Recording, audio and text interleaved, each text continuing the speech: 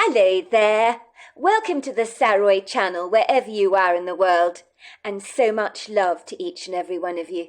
I do hope you're doing remarkably well. I'm doing great, thank you very much, and I'm so delighted you've joined me for our story tonight. This is the final part of our story. We are going to find out exactly why it was that Rexella went all the way back to the Piebald trailer park, because some secrets are about to be revealed. But before we continue with the story, don't forget to subscribe to the channel, click the notification bell and the thumbs up, and let's continue with the final part of tonight's story. It seemed so surreal to be back at the Piebald trailer park. It really was like going through a tunnel back in time. Mr. Piebald was right. The trailer that had belonged to my great-aunt Gladys had not changed terribly much. And even though the love seat had been recovered, it had been done so tastefully. But my grandmother's blue and white plaid curtains had long since been replaced by a smart green and gold textured fabric that Aunt Gladys herself would have really liked. I had not realized until now, of course, that all the furnishings that I thought my aunt had owned had actually belonged to Mr. Piebald, who rented out the trailers fully furnished. I marvelled that Mr. Piebald had kept all the trailers so immaculately. There was no sign of rust or peeling paint or any kind of decay. Even those terracotta pots outside Aunt Gladys's front door had been repotted with a fresh display of mixed petunias in pinks, purples and whites, which was very different to the leggy purple petunias on display when I first arrived here as a 12-year-old girl. In my mind's very imaginative eye, I could almost see Great-Aunt Gladys, standing there in the doorway with a huge beam on her face, beckoning me to come into her trailer home. I was almost certain I heard her voice in my head, welcoming me back. I could swear I could smell the scent of lemongrass in the air, but I told myself I was going crazy. I unpacked my suitcase, and then I drove into the nearby town for supplies. I returned to the trailer, only to find that an old woman was sitting on the doorstep, waiting for me. At first I didn't know exactly who she was, but then there was something about her that was stirringly familiar, and then I realized it was Mrs. Hawkskill. She had aged so much in 16 years. She had shrunk considerably, as many old people do, becoming significantly shorter and much smaller. Her creased face was a road map of fine lines, but her dark inquiring eyes looked as shrewd as ever. "Rexella!" she cried out in delight, rising up from the step. In her hand she was carrying a bunch of mixed daisies, which she handed to me. "These are for you," she said, looking genuinely delighted to see me. "When Mr. Piebald told me you were back to spend a few days in the Fenchurch trailer, I was so delighted to hear the good news. Usually when people leave the trailer park, it's either in a box or they go to a retirement home. But you coming back, well, it's such a delight. I do remember you vividly as a young teenager. You spent so much time in the creek in the woods, did you not?" "You knew I spent a lot of time in the woods by the creek?" I asked, genuinely surprised. Mrs. Hawkskill blushed a little. "Well, you know, you were young back then, weren't you? Your great-aunt was working in Walmart, and when you hung around the trailer park and played around in the woods, I used to check up on you to make sure you were all right. You were quite a dreamer back in those days. You probably still are. I like that about you, you know. You would sit by the creek and just stare into space, probably gathering all your thoughts, I expect. I knew while your aunt was at work, someone needed to have your back. I know people around here have always thought I was a bit of a busybody, but I think it's important to know what's going on around you, don't you? And I was very, very concerned about your well-being, as you were the only young person in the trailer park." "Well, I guess I owe you a thank you then, Mrs. Hawkskill, for keeping an eye on me like that." "You don't need to thank me for anything, dear. I've always watched over the people I care for. You look quite lovely, you know. You've grown up into a very beautiful young woman, but then again you always did have very attractive features. You're not going to believe it, but I dreamed of you last night." "You did?" I asked, looking more and more amazed by this. I mean, what were the chances of this nosy old woman I remembered in the past dreaming about someone who'd lived at the trailer park 16 years before? Was she winding me up on this, I wondered? But when I looked straight into her dark eyes, I could see she was very sincere. "Don't look so surprised. Yes, I did dream about you last night, as it happens. And I did dream of your great-aunt Gladys as well, both in this yellow trailer together. It was bizarre, because I hadn't thought about you, or your aunt for that matter, for quite a while. I tried to make a point of living in the present and not looking back. I was rather taken aback, I will admit. The dream was so profoundly real, very vivid. And then here you are standing before me in the flesh. Well, it makes the dream I had last night very bizarre." "What did you dream about exactly?" I asked. "Well, I dreamt you and your aunt had moved into the trailer. That was when I got up this morning. And I was thinking about that dream a great deal, you know. I told myself I was being ridiculous because your aunt was long since dead, and you had moved far away from the trailer park. But then I saw Mr. Piebald just a short while ago. He told me you were staying here for a few days. Well, I couldn't believe it, could I? So I waited here by the step to see when you were, going to come back, because Mr. Piebald told me you'd gone to town. Why did you come, if you don't mind my asking you? Were you passing through the area or something?" "No, absolutely not. I just got into my car and drove here on a spontaneous impulse that was so abstract. So I don't know the answer to your question, Mrs. Hawkesgill. I really don't." "Maybe you were called here by your late aunt. I always feel as if she's still very much around, you know. It's a sixth sense, you could say. But I'm not sure that she ever left this place. On the day she died, I was the one that found her in the trailer on her bed. She looked as if she was fast asleep. But when I checked her vitals, I realized she was a goner." "That must have been tough for you, Mrs. Hawkesgill. I heard about that. It must have been upsetting for everyone around here." "Well, she was very peaceful in her death, you must know. I never felt she was really gone, though. Not really. As strange as it sounds, because I could swear I felt her presence, and I still do, very much, you know." "Well, it's funny you should say that," I admitted. "I've never believed in ghosts and airy-fairy stuff like that. But when I came here today, I did feel as if Aunt Gladys was very much around. I was expecting the trailer to feel abandoned, empty, a little lost, but it didn't feel like that at all. It felt like I'd come straight back home, which was profoundly weird." "Well, that doesn't surprise me at all. Your great-aunt loved this trailer, and the park, almost as much as Mr. Piebald did. And does, of course. So if her spirit is wandering around here, I wouldn't be remotely surprised. And your also feeling her presence confirms what I have suspected all along, that she never left this place. Or if she did, she keeps coming back here. It is good to see a familiar face again. A lot of the folk renting these trailers around here are new people, and while I like them very much, I miss so many of my old friends from the past, many of them that have sadly passed on." It was later that night that I happily returned to my old bedroom, my old familiar bedroom in the trailer.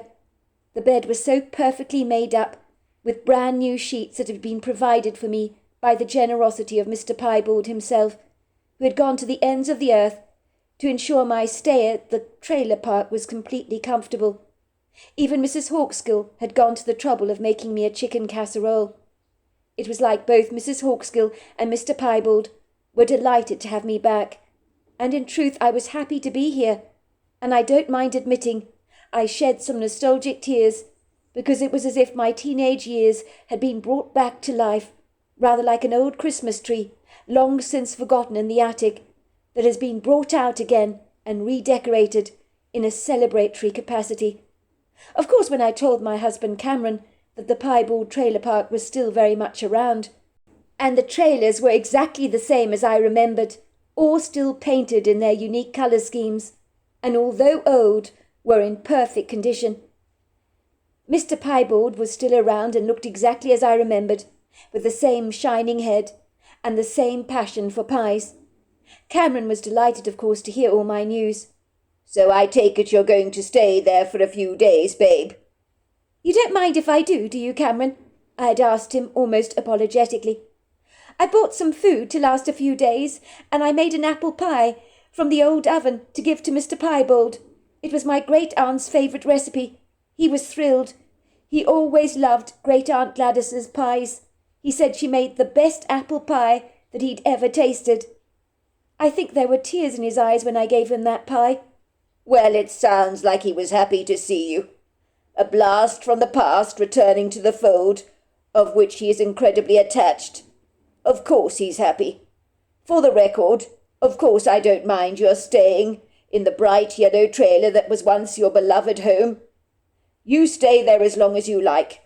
You know when you told me how you'd driven to your old childhood haunt in an abstract kind of trance, only to arrive there on the anniversary of your great-aunt's death? I couldn't help feeling you were meant to be there." "You thought that?" I asked Cameron, unable to hide the surprise in my voice, because Cameron wasn't exactly what I would describe as the most sentimental of people, but he seemed to have a profound understanding as to why I'd come here. "Well, actually, I did feel that way," Cameron admitted. "Let's just say some things in life are just meant to be, aren't they? Maybe you have some unfinished business to resolve within yourself that you're not even consciously aware of.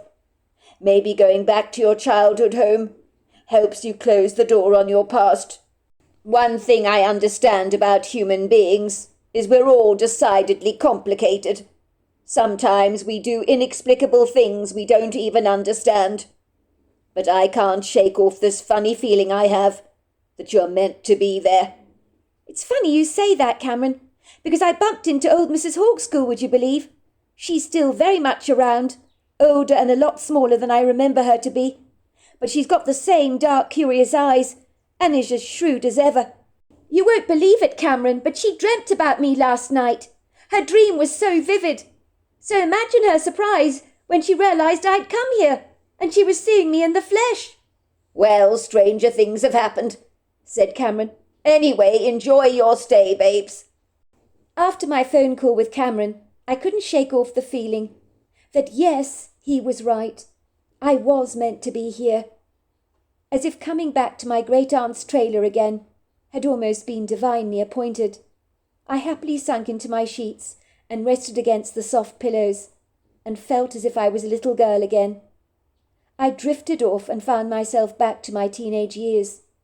I was 13 at the time, and could see myself running through the trees of the Piebald woods, eager to get to the creek.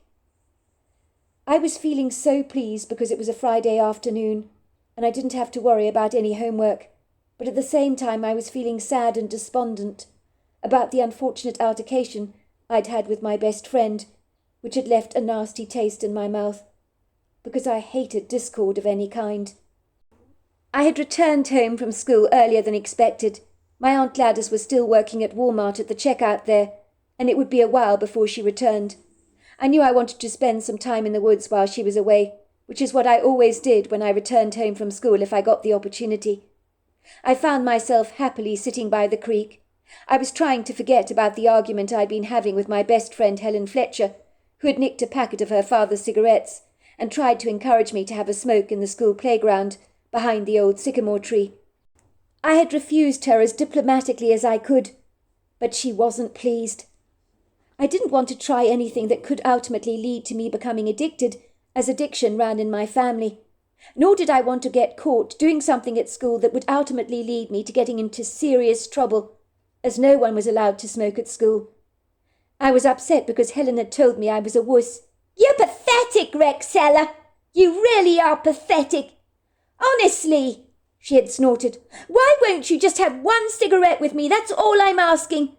Are you scared of getting into trouble? Is that it?" That's pathetic. You're such a goody two-shoes. You make me sick. How could I tell my best friend that it wasn't just getting caught that worried me? It was becoming addicted to something that could ultimately rob me of my health. I didn't want to explain to my friend what was going on in my head. What would be the point? I always came to the creek for comfort, almost as if the creek was an old friend of mine that could offer me some kind of respite from any of my worries. On this unassuming Friday afternoon, I found the babbling sound of the water very soothing, and among the water lilies that grew on the far side of the creek, I found myself watching a frog basking in a sliver of sunshine, as he sat there contentedly on the lily leaf. I don't know how long I watched him for, but it was a long time. It was so reassuring, but little did I know that something else was also watching the very same frog as I was, and that was when I saw a black little figure darting through the trees and grabbing the frog in his hands. His movements were swift, agile, and exceedingly fast. That poor frog did not stand a chance. The black figure was, to my amazement, a little Bigfoot of only about 4 foot tall. It was then that the Bigfoot noticed he was being watched and observed by me. I think he falsely assumed he was alone, for he hadn't noticed me sitting there. The Bigfoot's head immediately swiveled around. He looked visibly shocked and taken aback by my presence. So much so, in fact, that he spontaneously loosened his grip on the frog, that I was sure he was intending to eat, and the frog hopped onto the ground and jumped happily into the water and swam quickly away, probably knowing that he had just escaped with his life. For a brief moment, that seemed to almost last for a lifetime, the young Bigfoot stared at me. There was bemusement written all over his face. He had definitely been caught off guard by my presence, as indeed I had been about his. I remember staring back at him, with my eyes standing up on stalks and my jaw almost dropping to the ground, because if the truth be told, I couldn't exactly believe what I was seeing. I had heard of Bigfoots before, but never for a moment had I thought that such humanoid creatures actually existed in the Americas. I think the first thought in my head was, am I seeing right? Is this creature even real? Or are my eyes deceiving me? To my amazement, the little Bigfoot, who looked so human in appearance, appeared to have read my thoughts, for he stared at me in a long but very expressive silence, where thoughts appeared to be flying around like fireworks on the 4th of July. Even my thoughts were a chaotic jumble of muddled confusion, as I tried to find my bearings in a world that suddenly seemed to have changed so very much in the course of only a few seconds. The Bigfoot's deep, reflective, soulful eyes looked at me curiously, and then he spoke into my head. Why do you doubt what your eyes see? Of course I'm real. My name is Musterong. I'm as real as you are. Musterong, I found myself thinking. That's a seriously strange name. I've never heard of such a weird name before. My name's not strange, said the creature back to me in my head. His voice was both articulate and clear. I knew by his voice that this Bigfoot was definitely male. There's nothing strange about my name. It means spark of life. My mother called me that because after I was born she said I lit up on the inside. So that was why she called me Musterong. What's your name? You look like you might be Americana or a Solenster. That would be a good name for you, I think. Those names sound outlandish. What do they even mean? Americana means spring. It means freshly vibrant and new. And Solenster means river of opportunity. I think those names would suit you. Well, those are not my names, I said. My name is Rexella, but don't ask me what my name means because I haven't got a clue. My mother named me Rexella, and she's dead. I cannot ask her why she called me Rexella, and I'm not sure even what the name actually means or where it comes from. Is that why you're sad, Rexella? Came the Bigfoot's voice in my head. Are you upset because your mother is dead? Is that why you seem so lost, so insecure? How do you know I'm sad? I asked the Bigfoot, hardly daring to believe that my current self-recriminating melancholia was being picked up by a young 4-foot Bigfoot, who was long and lean and not remotely intimidating in any way. Indeed, the young Bigfoot could easily have been like one of my friends at the local school. Only he was slightly different, having overlong arms and a very short neck, along with a pyramid-shaped head. And his body, of course, was covered with long flowing dark hair. His dark eyes and facial expression were very, very expressive in every sense of the word. I dare say if he attended my class at school, our teacher, Mrs. Headstrong, would run from the room screaming in horror, and the thought of that couldn't help but make me smile. "Your energy is very, very downcast," said Master Wrong. "Like when the sky becomes dark and melancholic. Then you know it's going to rain, don't you? Your energy is heavy like that, as if you're holding on to deep regrets and sadness that is clogging up all your hope, like a big blockage. It's my girlfriend at school, if you must know. Her name's Helen Fletcher. She wanted me to do something I didn't want to do, and now she's mad at me. She said some really hurtful things to me. She was actually quite spiteful. She can be extremely mean." "And you're sad about that?" came the confounded voice in my head. "Why are you sad about not doing something you don't want to do?" the little Bigfoot asked me. "If you don't want to do it, then you simply don't do it. It's very straightforward. If I didn't want to speak to you in your head as I am doing so now, in this telepathic exchange, I wouldn't be doing it, would I? I would have looked at you, glanced away, and not engaged in any conversation. But I chose to talk to you, didn't I?" "But why did you choose to speak to me?" I asked him. "I don't know," said the Bigfoot. "There's something so lost about you, as if your life has not been easy. And that's relatable to me in a manner of speaking. So I guess I felt kind of sorry for you. But don't take offence to that, for I would never normally choose to speak to someone like you, nor would I have revealed myself to you.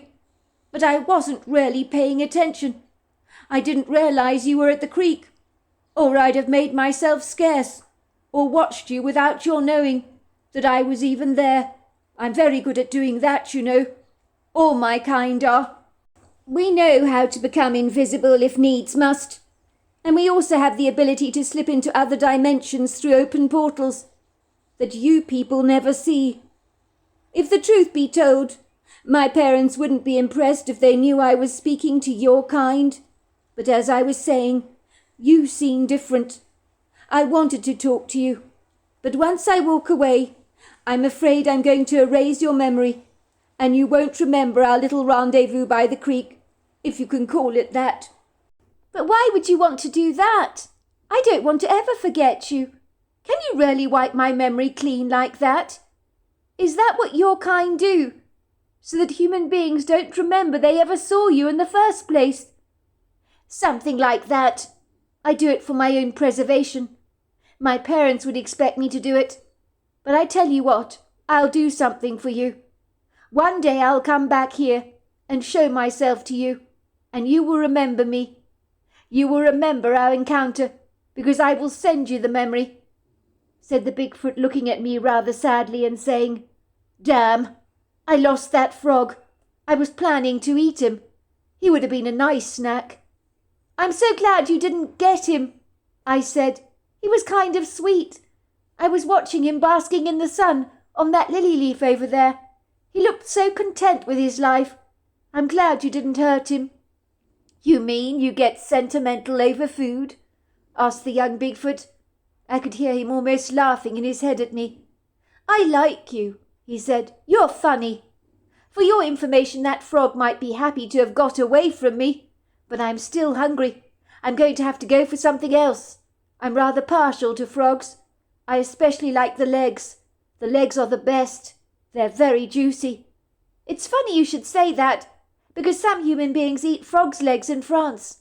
I'd never eat a frog, but there are people that do." "Well, you don't know what you're missing then," said the Bigfoot. "Frogs are the best. My father would disagree, of course. He likes rabbits so much better." All of a sudden the little Bigfoot jumped into the creek and vanished from my sight. His head suddenly re-emerged from the water, rather like a seal peeking up through a hole in the ice. The Bigfoot was carrying a great big fish in his hands. He steadily climbed out of the water, shaking his soaking hair like a great big dog. Then he slapped the fish hard on the ground, putting it out of its misery. "How did you do that?" I asked, looking at him aghast. "You caught a fish with your bare hands. How did you even manage to do that? Why didn't it slip away? I don't get it. I've never seen anyone do something like that before." "It's pretty easy when you know what you're doing. You've got to be quick on the uptake, that's what I find. You grab the fish in advance time. And there is a technique in the way you hold the fish on the scales. You push against them so it doesn't easily slip away." "But what does that mean exactly? What do you mean you grab a fish in advance time? I don't understand that." The little Bigfoot appeared to be chuckling. He walked towards me and sat down next to me on the bank of the creek. He was so close to me I could actually see the rise and fall of his chest underneath his dark hair that was completely soaked. He began to steadily eat the fish very hungrily, like a banana, and he spat out some of the bones. "Advance time is like stepping forward into the future," said the Bigfoot, "just by a second or so. So you can see where the fish will go as it tries to escape your clutches. And if you do that, they're pretty easy to catch." "How does one manipulate time?" I asked. "By a mere second?" "There are lots of things your kind would never be able to understand, but it's meant to be like that for you. Just accept the fact that there's some things you might never understand, but one day you will." The Bigfoot rose suddenly to his feet, and as he did so he shook his hair and sprayed some water droplets all over me, but I didn't mind at all. He turned to look at me rather sadly, and I definitely saw regret in his eyes. "I'd like to talk to you for longer, I really would, but I need to go. If my father saw me talking to you, he wouldn't be pleased, and I wouldn't hear the end of it. My father can be very grumpy at the best of times, and he's got a bad temper. You won't remember me when I'm gone, but when the time is right I will send you the memory, and we'll meet again right here in these woods, by this creek. You have my word on that. I look forward to our next meeting in the future." "Please don't go," I cried out. "Please don't go. I really like talking to you." But the little Bigfoot just wandered away and was gone from my sight. And I remember walking back to my great-aunt Gladys's bright yellow trailer with its blue front door and bumping into Mrs. Hawkesgill, who was looking at me with wide eyes. "I saw you at the creek," she said excitedly. "I saw you with a Bigfoot youngling. You were talking to him. I can't believe it." I looked at Mrs. Hawkesgill as if she had completely lost her mind, because I had no idea what she was going on about, because the memory of the little Bigfoot that I had only met seconds before had already escaped my mind. I remember returning to the trailer, feeling certain that Mrs. Hawkesgill, as sweet as she was going completely mad and had lost leave of her senses. What was all that stuff she was mumbling on about me talking to a Bigfoot at the creek? Honestly, those things weren't even real. I remember feeling so much better about my lot in life, and no longer feeling grievously upset about the argument I'd had with my best friend Helen Fletcher, that miraculously appeared to have resolved itself the very next morning, when she told me she completely understood why I didn't want to smoke cigarettes with her, and she had been wrong to pressurize me. I suddenly sat up abruptly in bed. I was in my late aunt's trailer, as beads of perspiration poured down my face. I had suddenly remembered this day in my childhood, a day I had long forgotten, a day when I'd met a 4-foot Bigfoot called Musterong, and now I remembered him vividly, after so many years. That memory had come rushing back to me, like a paper boat on the water, and I absolutely knew, this was not a dream. This had happened to me. Had Musterong brought me back to the trailer park? Was that why I was here? It was still dark in the trailer as I rose from my sleep. The memory had come rushing back to me. It was like a long-lost photograph you see after many years that suddenly resurrects itself, an ancient memory coming back to life, that had been dormant for so long. I glanced at my cell phone. It was 3 o'clock in the morning, very early. Suddenly I was hit with the overwhelming urge to go into the piebald woods, to visit the creek, and it had to be now. I couldn't wait. No other time would do. I felt an invisible force beyond my control was compelling me to go into the piebald woods. The same force that had made me drive all the way from my home to the piebald trailer park, in a somewhat altered state of consciousness, you could say. I found myself hurriedly putting on my jeans and sneakers, and I grabbed a torch. I felt as if I had become like a 12-year-old girl again, stepping back in time with an enthusiastic gusto. If my whole body had suddenly become a small teenage form, in that moment, I wouldn't have been remotely surprised by that. In a second, I suddenly realized why I was here. It made sense to me now. Master Wrong was behind it all. He had sent me my memory back, as he promised he would. He had guided me back to the trailer park, and now I was about to be reunited with him again. After so many years, he had kept his promise to me. I almost ran through the woods to get to the creek, for the excitement buzzing within me was electric. I could hear crickets and frogs as I ran from Great Aunt Gladys's trailer, over some long grass, and down the trail through the woods that I had frequented so often as a child. The moon was bright, very conspicuous on that night. It shone like a white ball of shimmering pearl, while the glittering stars studded the firmament in a showy, almost boastful display of rhinestone jewels. But I noticed them not. My breathing was fast and furious. My flapping heart was fluttering wildly, almost as if a colony of monarch butterflies were now roosting in my chest. My sneakers eagerly ran over pine needles, twigs, and fallen leaves, and I noticed not their inconvenience, or the fact that the darkness in the woods had stolen all the moonlight away, so the light of my torch was the only guide that was enabling me to see where I was going, through the labyrinth of tall, lofty trees. The sweet scents of pine needles, intermingled with damp earthen smells, was really uplifting. I saw a pair of yellow eyes staring at me through the darkness. Round and curious they were.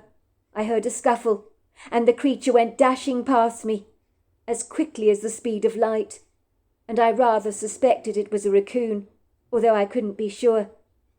I was unfazed and undaunted, walking through a dark, somewhat menacing woodgrove in the middle of the night, for my focus was not on how intimidating and inauspicious the woods appeared, but in meeting my old friend again, whom I knew would be decidedly different when I saw him, for he would have grown significantly, I suspected. The woods opened up into a large clearing, where the moon spilled her light generously through the scattered trees. I could hear the reassuring babbling sound of the creek, and the trickle of water running over some of the jagged, obtrusive rocks. I was now back at the creek, back at my old haunting ground, the place where I would sit for many hours, staring dreamily in the water. I drew in a deep breath and looked around myself to see if I could see anything through the ambiguous dark shadows, but I saw nothing, apart from the Milky Way reflected on the surface of the water. I slapped away a couple of annoying mosquitoes that were trying to feast on my skin, and then with my knees gathered up to my chest, I sat there patiently and waited. I knew Master Wrong would be here shortly, for that was why I was here. It must have been about 2 minutes or so when I heard a scuffle of movement, and then I saw a dark, ambiguous figure peering through the foliage, and then there he was, Master Wrong, after so many long years. I was astounded, for I hadn't appreciated how large he would become. He must have been over 9 foot tall, built like a mountain warrior, with the most powerful, hefty chest, and the most ponderous shoulders I have ever beheld. He was magnificent in every sense of the word, statuesque and powerful, and many who would see him would probably be terrified of the very sight of him. But this was my friend, and although he had changed in leaps and bounds, his face was so much the same, the face that I remembered, soulful and expressive. "Rexella, it's good to see you," said Master Wrong. "I told you I would send you back the memory, and this time I will not take it away from you. You will never forget me." "I appreciate that. Is this really you, Master Wrong? Is it really you?" "Why do you doubt what you see with your naked eyes, Rexella? It seems some things do not change. Of course I'm real. And don't you ever forget it." "You kept your promise to me. Did you actually send me here?" "But of course I sent you here. You're here, aren't you? Why else would you be here?" "It's been a long time, Master Wrong." "Time's a funny thing," said Master Wrong. "But for me it feels like only the other day when I met you at the creek. I don't eat frogs any more, by the way. Not after I met you that day, I don't." "But why not? I thought you said they were your favourite food. You said you loved frogs' legs." Master Wrong chuckled. "I guess your sentimentality rubbed off on me in some way. After I met you at the creek, I've never been able to eat a frog again. I've got kind of fond of them, you could say." Master Wrong sat down next to me by the creek, and we talked for ages and ages, until the dawn finally broke. He told me all about his family, his partner, his 2 children, and he told his partner that their daughter had to be called Rexella. "But why?" she'd asked him. "What does that name mean?" Master Wrong had turned around and said to her, "It means the lost one that finds the light and lights up the entire world with it. That's what Rexella means." "What did your partner say when you said that to her?" "Well, she liked the name Rexella very much. She said, well, if that was the case, we better call our daughter Rexella. And so we did. And my daughter reminds me of you." It was when the dawn broke. I said a very sad goodbye to Master Wrong. "We will never see each other again," he said. "Not in this life, but in the next we will. And that's a promise." Master Wrong took me into his huge arms.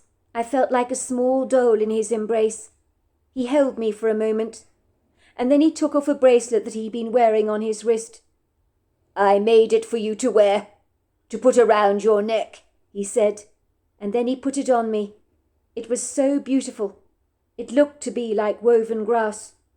We finally said our goodbyes, and when the light of the new dawn had broken, I stumbled back to the yellow trailer, and who should I bump into but Mrs. Hawkskill. That woman's nosiness was insatiable. "You were looking for him, weren't you, dear?" she said excitedly. "Did you see him?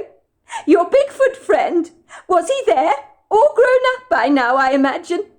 I looked at Mrs. Hawkskill straight in the eyes and said, "I can't think what you're talking about, Mrs. Hawkskill. Bigfoot? Do those creatures even exist?" And with a skip to my step, I walked straight back to the trailer, where I enjoyed a couple more days at the trailer park, and finally returned home, knowing that I would never forget the real reason I went back to Great Aunt Gladys's trailer. So there you are. That's my story. Wow, what an incredible story. Until next time, goodbye and good night.